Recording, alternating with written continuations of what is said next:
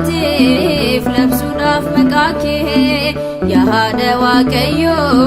durbee Maariyaamee siin galateeffadha qooqa koo gingeeni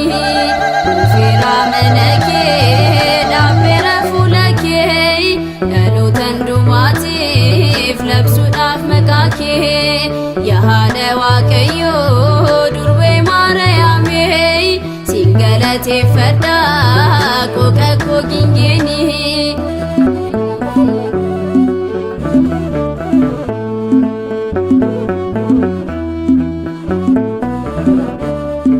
Akkuma abbaa Efreem fuula kee dhaabbatee na eebbisi durbee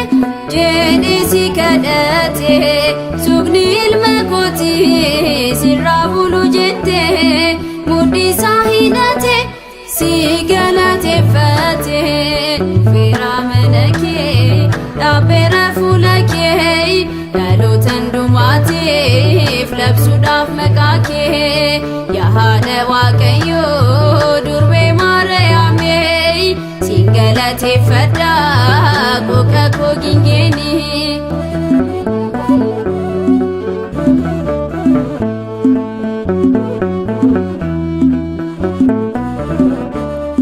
Ati kan leellistee akka ulee Aroonii kan Museen si arge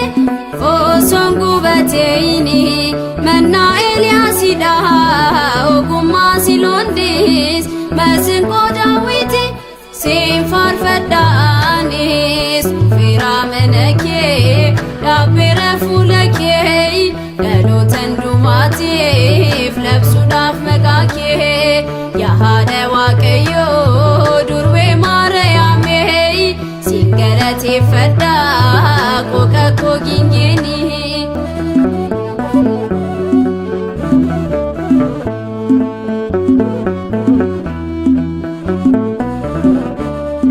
Kennaan kan guutamtee gammadii harmee koo qulqulleettiin jedha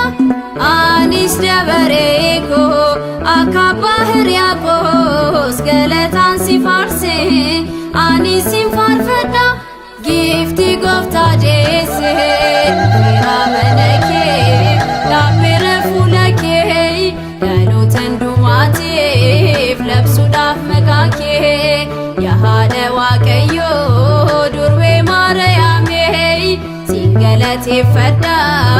qooqa koo gingeeni.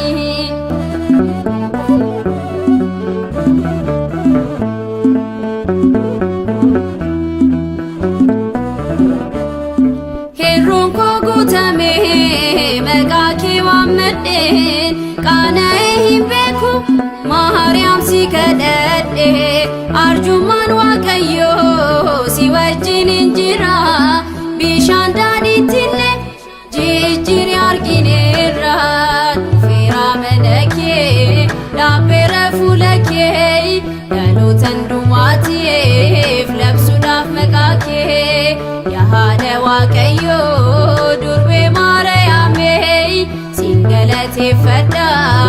qooqa koo gingeeni dhufeera mana kee dhaabbeera fuula kee dhaloota hundumaatiif labsuudhaaf maqaa kee yaada waaqayyo durbee Maariyaamee siin galateeffadha qooqa koo gingeeni.